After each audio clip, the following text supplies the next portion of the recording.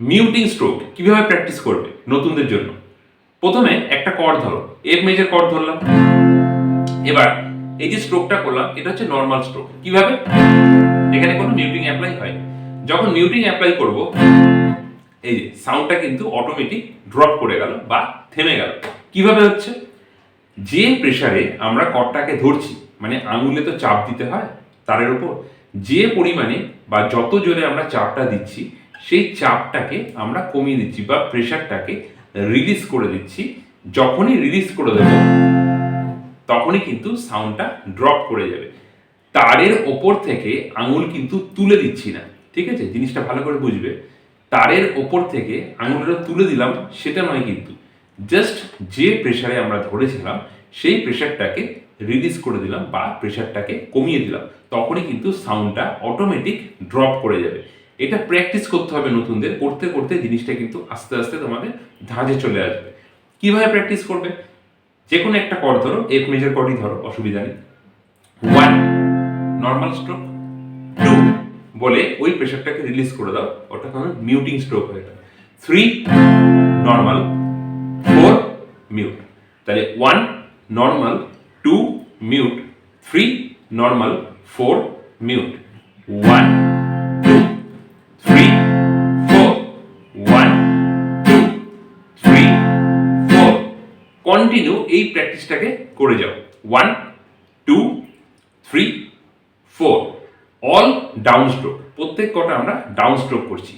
1 down, 2 down mute stroke, 3 down, 4 down mute stroke. তাহলে একটু স্পিডে দেখলে জিনিসটা কিরকম হবে। 1 2 3 4 1 2 3 4।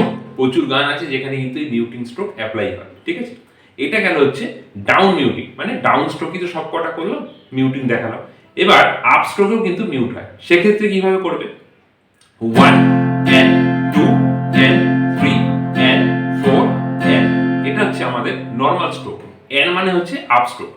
তাহলে 1 and একই টেকনিক, যেই আপ স্ট্রোকটা দিলাম সঙ্গে সঙ্গেই প্রেসারটাকে রিলিজ করে দিলাম, ঠিক আছে? তখনই কিন্তু সাউন্ডটা অটোমেটিক ওখানে থেমে যাবে। আবার দেখাচ্ছি। 1 and 1 কিন্তু নর্মাল স্ট্রোক নিচ্ছি, মানে ডাউন স্ট্রোকটা নর্মাল নিচ্ছি, আপ নিচ্ছি mute.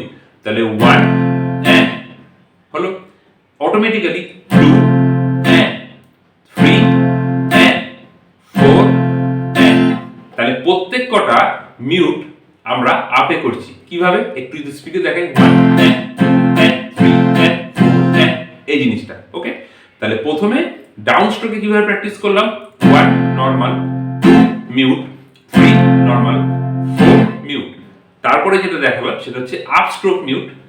1 and mute, 2 and mute, 3 and mute, 4 and mute. এইভাবে কন্টিনিউ এটাকে প্র্যাকটিস করো। একটা কর্ড ধরে করলেও হবে, তুমি অন্য কর্ডও ধরতে পারো, তাতে কোনো সমস্যা নেই। তবে প্র্যাকটিসের জন্য একটা কর্ড ধরে করলেই যথেষ্ট।